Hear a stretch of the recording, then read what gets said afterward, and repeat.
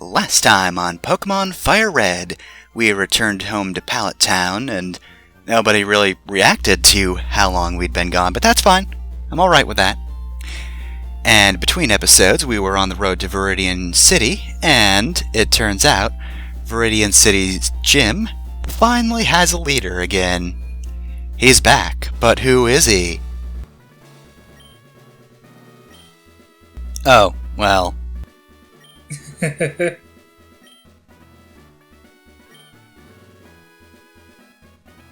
Well, okay then.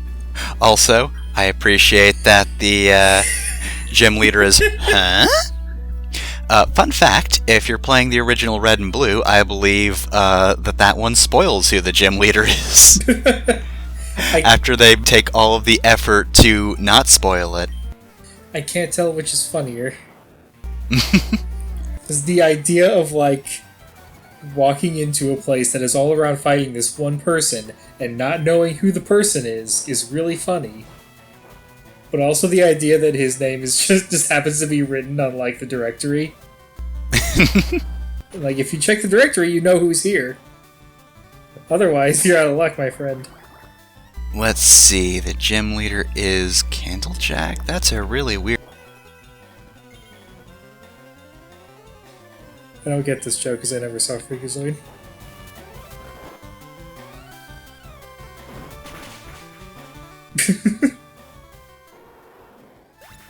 We discovered the Pokemon equivalent of cow tipping, I see. Just slide under them. While they're sleeping. I just imagine Perry just, like, weird-ass video game sliding under the legs of that guy. Like, just Perry is Sonic from Sonic 06. Oh. Or like the slides you can do in Ride to Hell. Retribution. Perry just assumes that pose and slides for 200 miles. Well, you'd need a motorcycle for that. Which means that Hotaru could do it. She could just Akira pose everywhere. If Game Freak weren't cowards. Anyways, back to the idea that nobody knows who owns this. Like, it's weird. I've never really cared too much about who owns a place, but I can't imagine, like, wanting to find out and just not being able to. Google doesn't say anything. What the heck? Like, imagine you have incredibly shitty service at a restaurant and you go, alright, I just like to speak to your manager. And they go, oh, we don't know who that is. I'd like to speak to your manager. No, fuck you. Yeah, if you find them, let them know I'm still looking for my paycheck. But now our leader is back, and I'm blocking your way to him. Now our leader is back. Who is our leader? I don't fucking know. Why would you think I would know? Tell me who your leader is. Stop forming a human shield around his room. Who your leader is? Oh, if only I could, buddy. Look, we've built up a reputation. We can't ruin it. You know what this is? We're gonna get there, and at the end is gonna be Zero. From Metal Gear Solid 5. Damn Cypher. Why do you keep doing this to us? Anyways, I do appreciate that there is a type of trainer just called Cool Trainer. It's a cool trainer, and they say they get cooler. That being said, they're kind of my least favorite cool trainer designs. Like, the Ace trainers, I think, is what they usually are, and... You know, they're usually up there with, like, the Pokemon Ranger designs, but these guys just look like nerds. I'll have to take a closer look once we see the sprite again, but they're just wearing tracksuits, right? Yeah. Like, they've got purple hair, and that's unusual, and that's neat, but, like, they're just fucking wearing tracksuits. Look, guys... It won't work for Gohan when Dragon Ball Super happens. It's not gonna work for you. Fuck. Ow. Nice. You've only made me stronger. You fool! I do like the Cool Trainer team composition where they just actually balance their team. Yeah, that's usually the gimmick of the Ace or Cool Trainer is they fight like an actual Pokemon trainer who's trying. They've got high-leveled, fully evolved Pokemon. That means that implicitly, you're a cool trainer. It's me! I was the cool trainer all along. See, I actually thought he was a psychic character at first, based on that sprite design. I could see that, yeah. Because I know some of the psychics use a very similar design.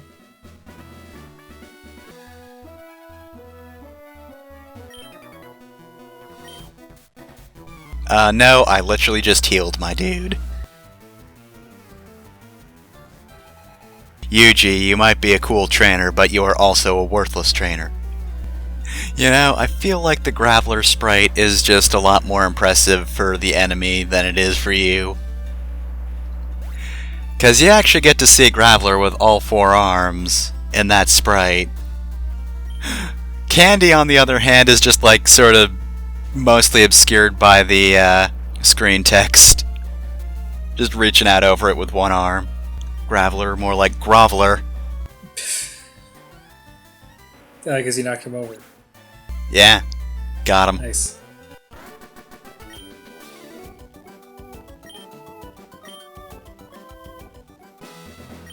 You're steam powered, but I'm gas powered. Honestly, probably a pretty bad idea to feed gasoline to my Pokemon, if I'm being honest. I feel like I'm starting to see some problems with my strategy. Diesel does not, in fact, make your Pokemon go faster. Oh, I'm just getting pissed. That is way too strong, Machoke. What did they even learn? What move are you holding out for? I was holding out for Good Punch, the ultimate fighting type move. It's just a real good punch. Anyway, here's my Machoke, which is just as high a level. I liked this one more. I'm running an experiment. The question I'm trying to solve is which of my 2 Pokemon do I love more? Warg! Mm-hmm. That's my battle loss noise.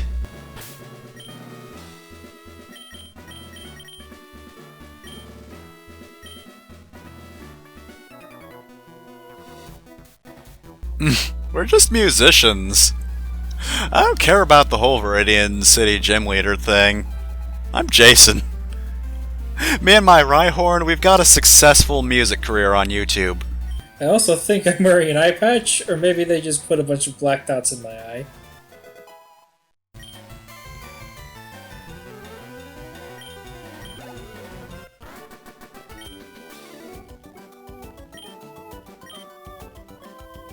As it turns out, you have more subscribers than I do.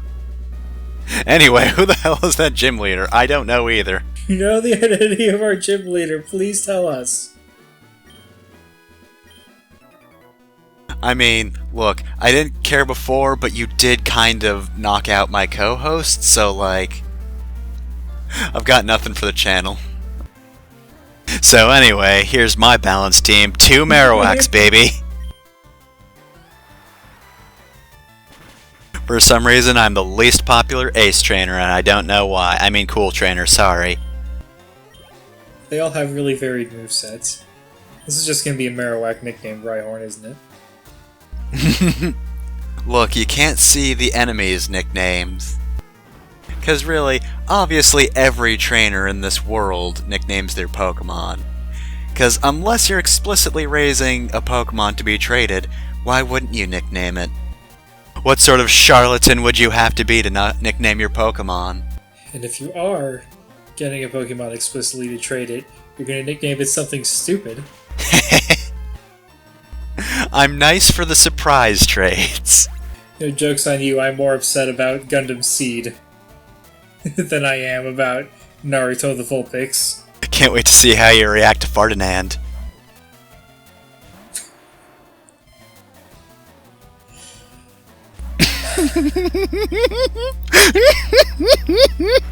I love you. It was worth giving that one away early.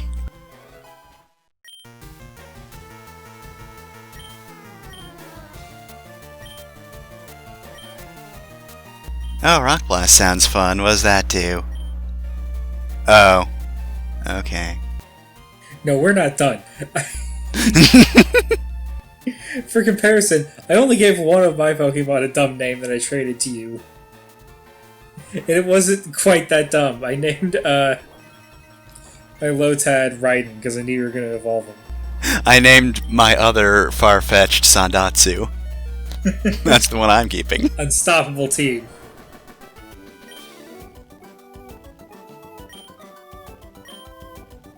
I should have named that Growlithe like Hot Boy or something.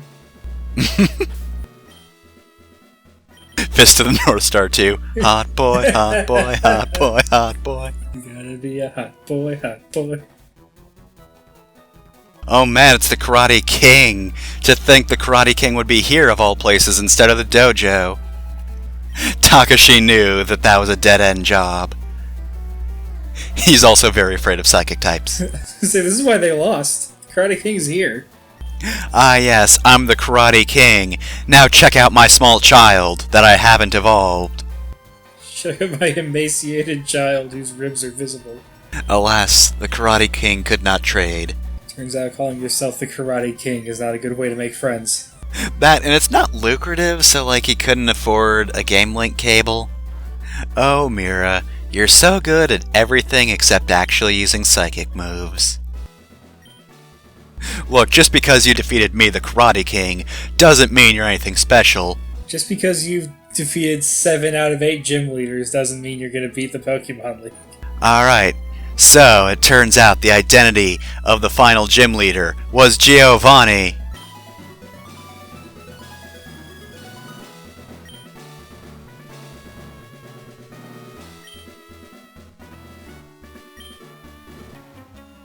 Alright, look, I used my garbage Pokemon when you fought me while doing my crime organization stuff, but now that I'm here in this gym, I'm gonna use my best ones. I'm not holding back, he says as he has an empty slot in his team roster. I'm not holding back, I'm just very lazy. I talked about his fight in Pokemon Adventures, right? I think so? Where he starts by spreading his Pokeballs all around the floor. Saying that, like, on the count of 3, I'll run to one of my Pokemon and throw it. And then when he does, like, it takes me 1 second to reach the Pokeball, another second to throw it. Draw, says Giovanni, as I've actually just walked over to him and punched him in the face. Because he's not trained for close quarters combat. He's absolutely trained for close quarters combat.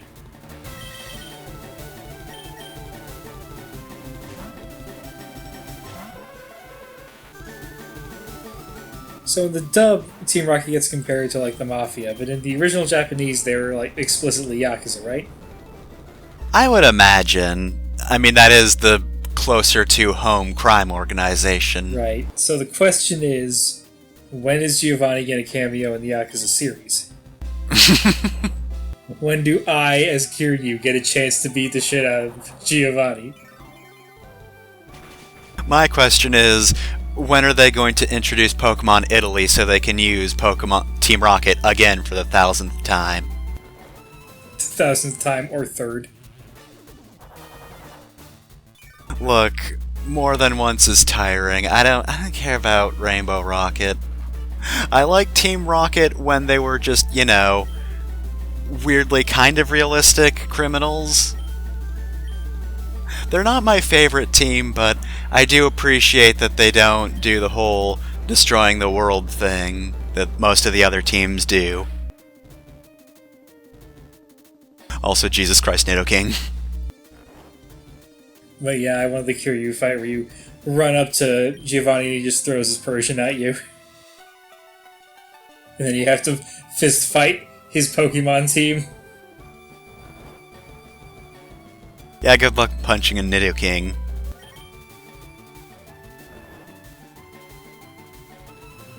I should also mention that both his Nidoqueen and his Nidoking are really dangerous for the same reason my own Nidoqueen is. Because they have ground-type moves. In fact, they have Earthquake, which is better than Dig, because it just works, and also can hit Dig. And that's why Gato did not appear in this fight all that often. Or L, rather.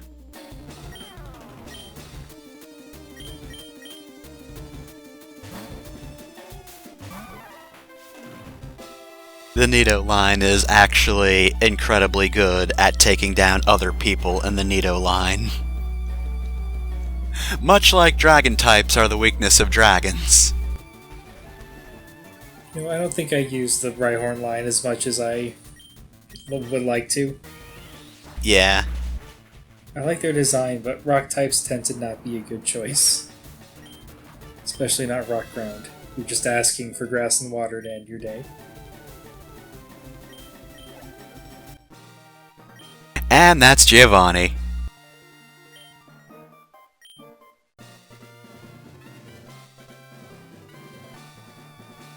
Not even gonna go back to the overworld screen to give you this badge. Much like Brock.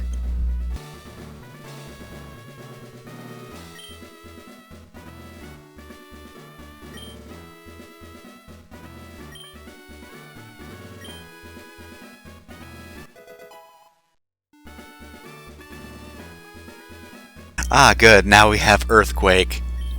Time to stomp everything weak to ground. Anyway, losing at Criminal Organization, I could handle that, but you know what? Now that you've beaten this gym, I'm done. My organized crime days are finished. Goodbye.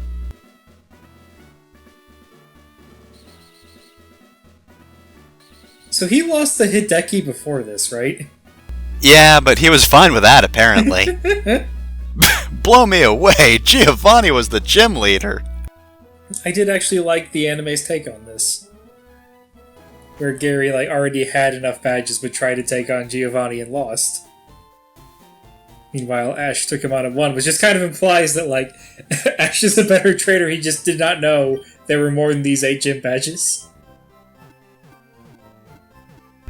So I guess we're now past the shocking revelation that organized crime had found its way to one of the most important aspects of our culture, that being gym challenges, but, you know, it's fine, wasn't a huge deal, and also we stopped the crime organization, so it's fine, we're all good.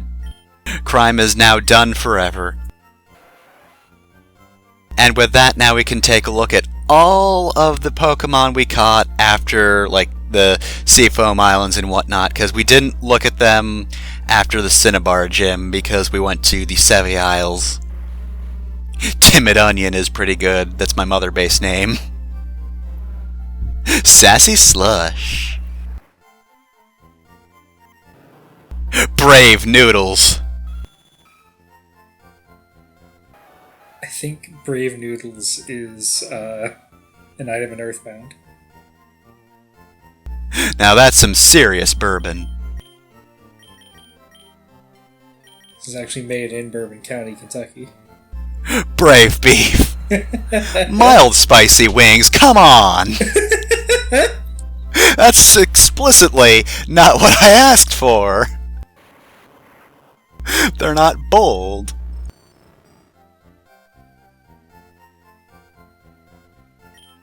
Alright, and I guess we'll go back and look at VIP, where we've got all our birds. We've got a relaxed fridge.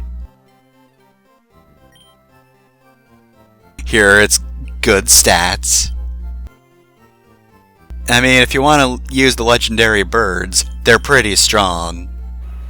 Relaxed stove, don't tell me they're all relaxed. Look at this bird and tell me it's relaxed.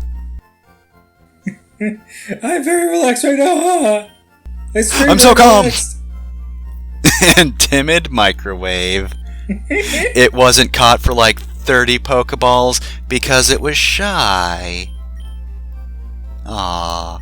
So I'm not the best competitive Pokemon player, but why did the legendary birds have awful movesets? Because Game Freak didn't know what they were doing. They had good stats, but terrible moveset. I don't know, maybe it was to help them get caught or something. Who knows?